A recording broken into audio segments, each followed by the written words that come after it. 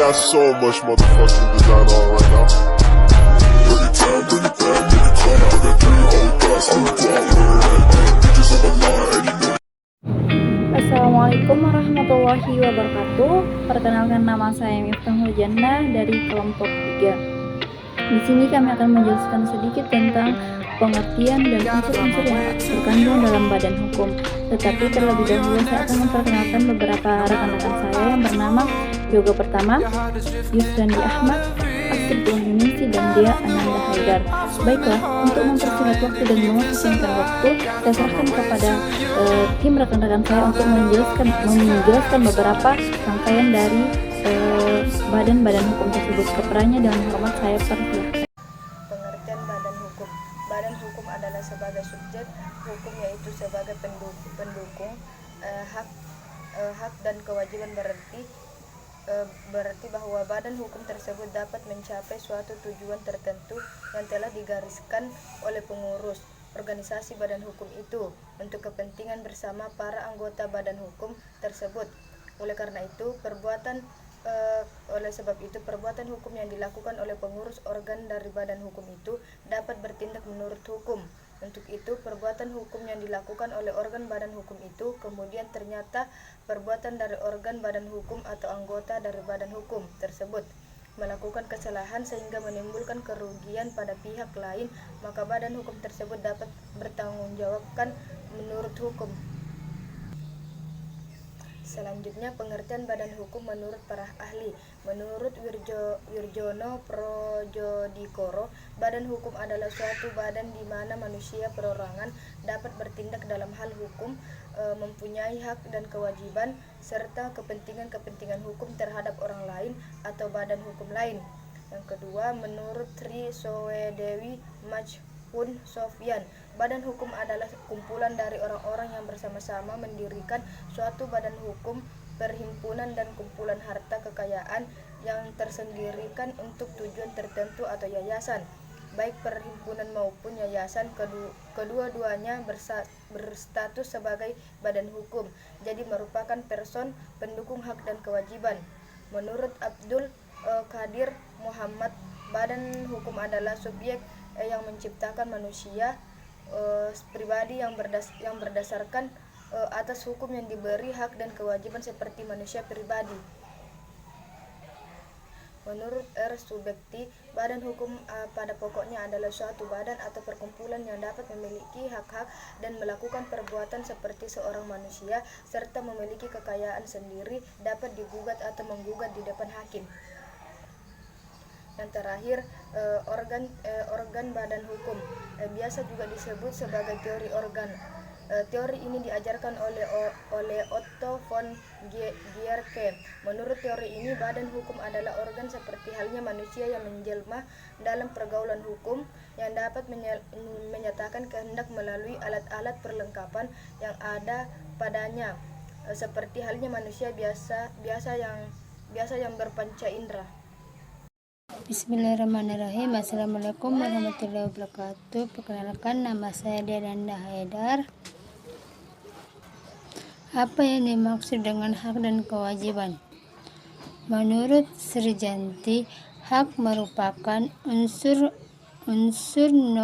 normatif yang berfungsi pedoman berperilaku, melindungi kebebasan, kebekalan, serta menjamin adanya peluang bagi manusia dalam menjaga harta dan martabat sementaranya.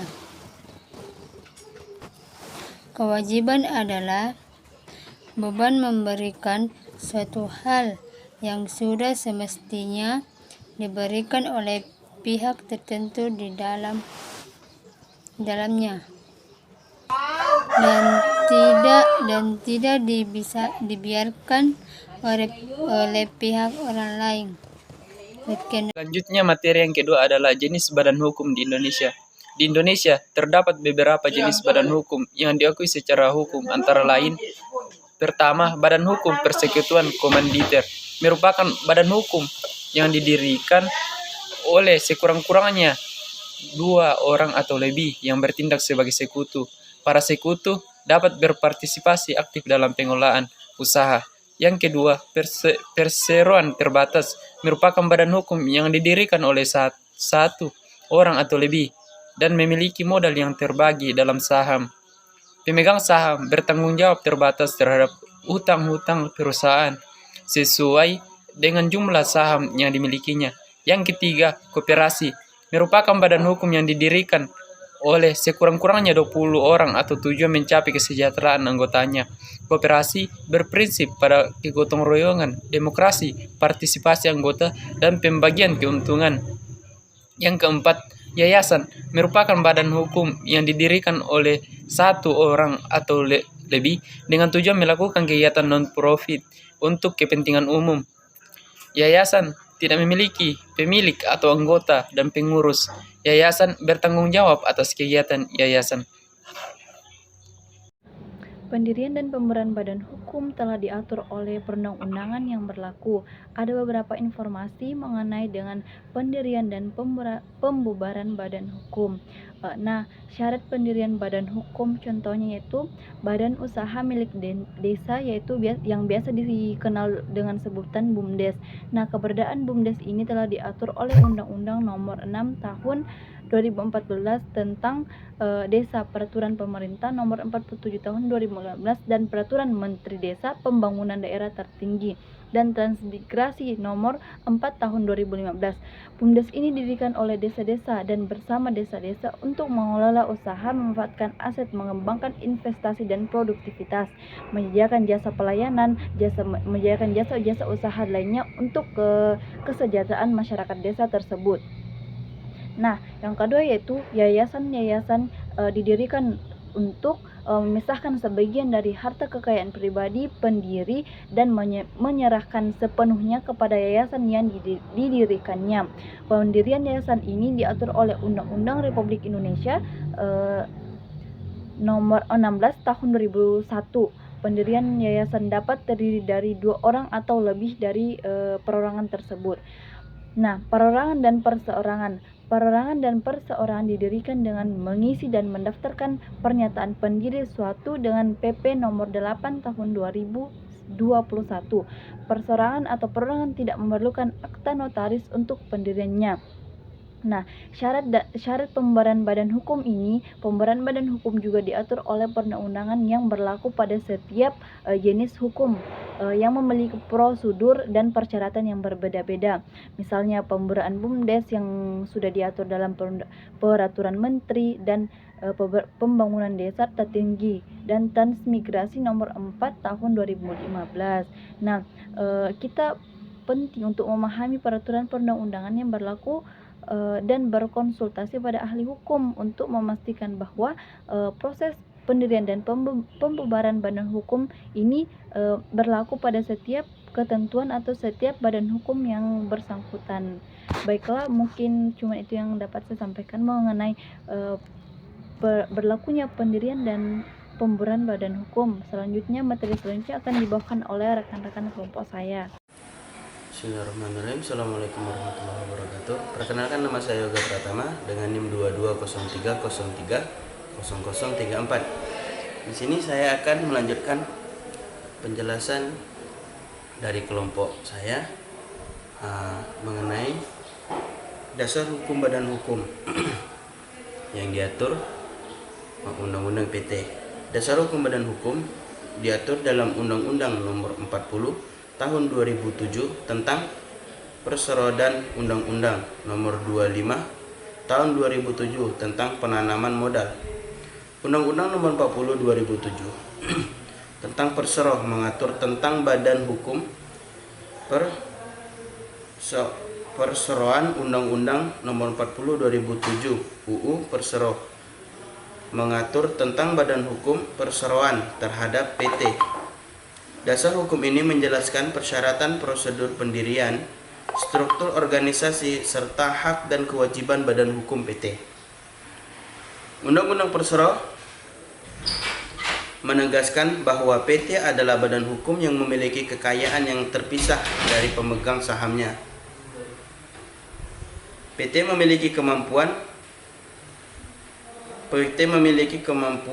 hukum untuk melakukan kegiatan usaha, mengugat dan digugat, serta melakukan perjanjian dengan pihak ketiga. PT juga bertanggung jawab atas utang-utang yang dimiliki sesuai dengan modal yang dimiliki. Undang-Undang Persero menetapkan persyaratan pendirian PT seperti minimal terdiri dari 2 orang pemegang saham, memiliki akte pendirian yang telah disahkan oleh notaris, dan memperoleh izin usaha dari instansi yang berwenang. PT juga diatur dalam hal kepemilikan saham, manajemen perusahaan, dan pengelolaan keuangan. Selain Undang-Undang Persero, ada pula Undang-Undang Nomor 25 Tahun 2007 tentang penanaman modal. Undang-Undang penanaman modal yang berlaku bagi badan hukum PT, Undang-Undang penanaman modal yang memberikan pedoman mengenai investasi, izin penanaman modal, perlindungan, dan fasilitas yang diberikan kepada badan hukum PT sebagai penyelenggara kegiatan usaha di Indonesia. Dalam prakteknya, badan hukum PT juga mengacu pada hukum perdata, hukum dagang, serta peraturan dan ketentuan lainnya yang berlaku di Indonesia, seperti peraturan perundang-undangan terkait pajak, perburuhan, lingkungan hidup, dan sebagainya. Penting bagi para pelaku usaha yang ingin mendirikan badan hukum PT untuk memahami dan mematuhi dasar hukum yang berlaku.